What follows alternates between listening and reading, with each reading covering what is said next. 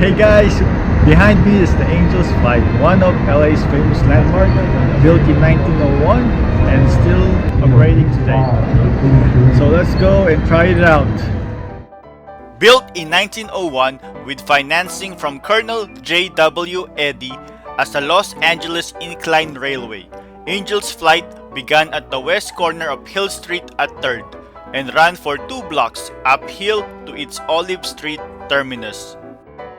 Angels Flight consisted of 2 Vermilions boarding stations and 2 cars named Sinai and Olivet, pulled up the steep incline by metal cables powered by engines at the upper Olive Street station. As one car ascended, the other descended, carried down by gravity. An archway labeled Angels Flight greeted passengers on the entrance, and this name became the official name of the railway. The original Angels Flight was a conventional funicular with both cars connected to the same haulage cable. Unlike more modern funiculars, it did not have track brakes for use in the event of a cable breakage, but it did have a separate safety cable, which would come into play in case of breakage of the main cable. It operated for 68 years with a good safety record.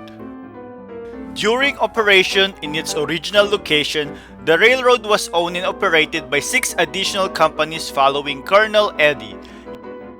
In 1912, Eddy sold the railroad to Funding Company of Los Angeles, who in turn sold it to Continental Securities Company in 1914.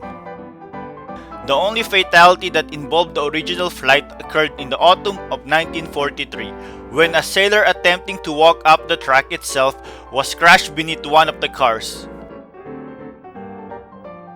Robert W. Moore, an engineer for Continental Securities, purchased Angels Flight in 1946.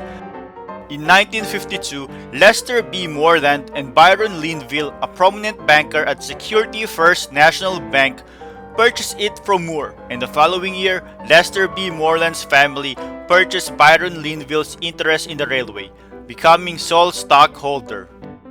In 1962, the city forced Moreland to sell through condemnation, and the city's Redevelopment Agency hired Oliver and Williams Elevator Company to run it until it was shut down on May 18, 1969. During that time, the Bunker Hill area underwent a controversial total redevelopment which destroyed and displaced a community of almost 22,000 working-class families, renting rooms in architecturally significant but run-down buildings, to a modern mixed-use district of high-rise commercial buildings and modern apartment and condominium complexes. The following day, the dismantling began, and the cars were hauled away to be stored in a warehouse. The railroad's arch, station house, drinking fountain, and other artifacts were taken to an outdoor storage yard in Gardena, California. After being stored for 27 years, the funicular was rebuilt and opened by the newly formed Angels Flight Railway Foundation on February 24, 1996, half a block south of the original site. Although the original cars Sinai and Olivet were used, a new track and haulage system was designed and built. A redesign which had unfortunate consequences 5 years later. Car movement was controlled by an operator inside the upper station house, who was responsible for visually determining that the track and vehicles were clear of movement, closing the platform gates, starting the cars moving, monitoring the operation of the funicular cars, observing car stops at both stations, and collecting fares from passengers. The cars themselves did not carry any staff members. Angels Flight was added to the National Register of Historic Places on October 13, 2000. On February 1, 2001, Angels Flight had a serious accident that killed a passenger, Leon Praport, and injured 7 others including his wife Lola.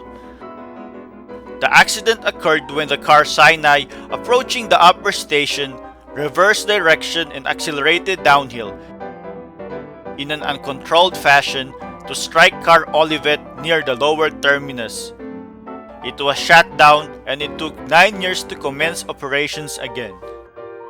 Angels Flight 3 opened to the public for riding on March 15, 2010, but on 2013, one car derailed near the middle of the guideway and it was shut down again due to safety concerns. Plans to bring the railway back into service began in 2017.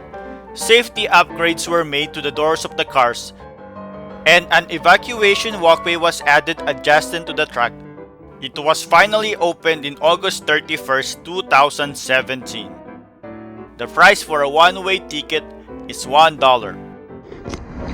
We're too cheap to buy a ticket round trip, so we decided to take a walk down the stairs back to the Central Market to continue eating some.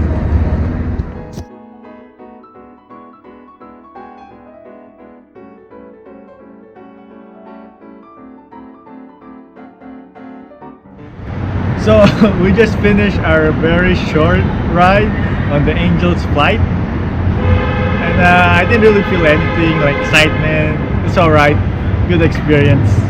Alright guys, next time, bye!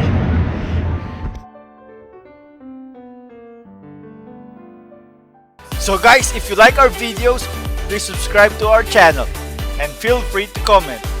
Hit the bell, hit the bell, hit the bell, hit the bell. Come on guys, hit the bell for notifications. And don't forget to share.